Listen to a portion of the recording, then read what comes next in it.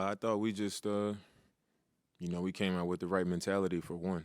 I think sometimes when your mind and your focus is on something, especially when you're a great player in this league, you're able to just kind of come into the game differently. And I thought that was the first thing.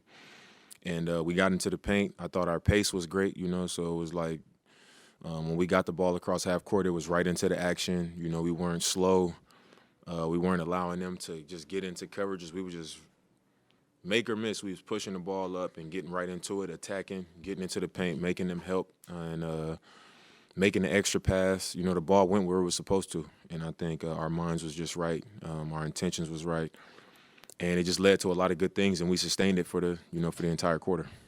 I mean, you mentioned mentality. Doc talked about the focus of ball movement. Why do you think it happens more infrequently maybe than you would like at times, that you have that and start a game with that and kind of maintain it? I think, it's not easy. Like the way that you generate, good shots and good offense sometimes when it's flowing and when you kind of have a quarter like that, it's easy to forget how hard you were working and how hard you were going to allow that stuff to come, because when you do it, the hard work, things come easier. Like it seems like, you get higher shot quality and more energy is going into the game when you do the hard work. And then over the course of a game, you just think that it's going to continue to happen, So I think it's natural. Like at every level I've played at, I've seen it where it's like you just kind of stop doing what you were doing, the things that went into that type of success.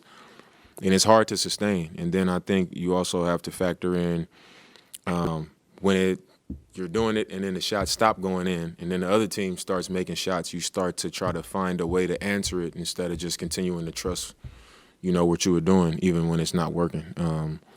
But the best teams, they sustain it. They just keep doing it over and over and over and wear teams out. And I think, that's what we're working towards. Brooke, very aggressive. I mean, even with putting the ball on the deck and driving from beyond the three-point line, even finishing around the rim. What kind of difference did he make today in that way also?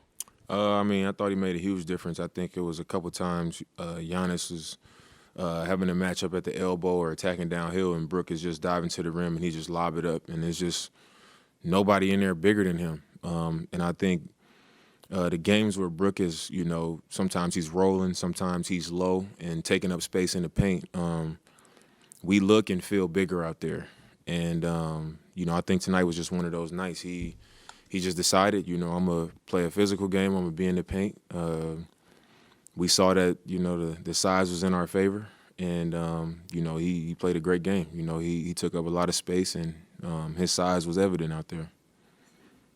You had that block early in the game that I think led to a Lopez three on the other end of the floor. Just if you could tell me, when did you kind of realize you had a chance to chase him down, and how that kind of set the tone for that first quarter?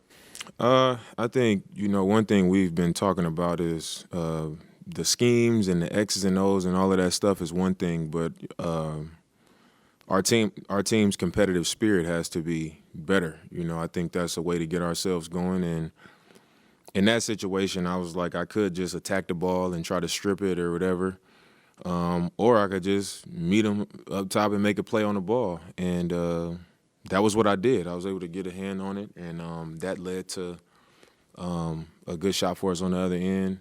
And those are the type of plays that, you see Giannis making, you see Brooke making, you see Dre making. I think it just has to be a complete team effort. We all got to be willing to get on the floor and make those types of efforts, because it's infectious and it's the type of plays that we need throughout the game. I was going to ask you about the team spirit, actually. So you feel like that's one of those things where for your team, it's a lead by example type of momentum? I think that's part of it, but I think it's more so everybody has to be in on it. We all got to be willing to, like I said, get to loose balls, take charges, just make those extra effort plays, on offense and defense. Sometimes it might be the ball swings and there's three guys on one side. Somebody got to get themselves up and cut. If they front Giannis, somebody has to flash and try to look for the high-low. I think it's just the extra effort and giving ourselves up and just, doing the things that the team needs us to do. And that's just one of those types of plays. But I think top to bottom, we all need to see each other doing it. We all need to see the buy-in, and I think that's just that play is just one example. One, we know that Orlando, it's going to be a physical game tomorrow. You guys have the crowd to back you, unlike in Orlando. What other things do you need to compete against them tomorrow night? I just think we have to, I've said this a few times, understand how we're playing and the things that we're doing when we're successful. And when we do that, I think we'll have success against any team. We've shown that. And especially on our home floor, when you got your crowd behind you, everything feels 10 times better when it happens. Somebody hit a three, it feels 10 times better. Giannis gets a dunk, it feels 10 times better than when you're on the road. So we'll have the home court advantage. I just think we got to come into it with the right focus and mentality, knowing that when we are that way, we can have a night like tonight against any team.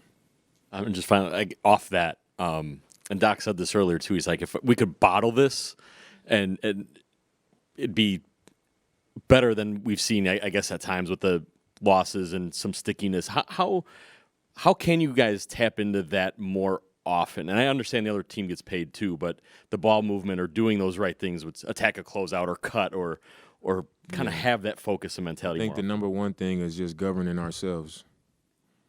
Our coaches are always the ones saying something, and I think for our team, it's time for us to get on each other's ass, Like the ups and downs, is, we too good of a team for it.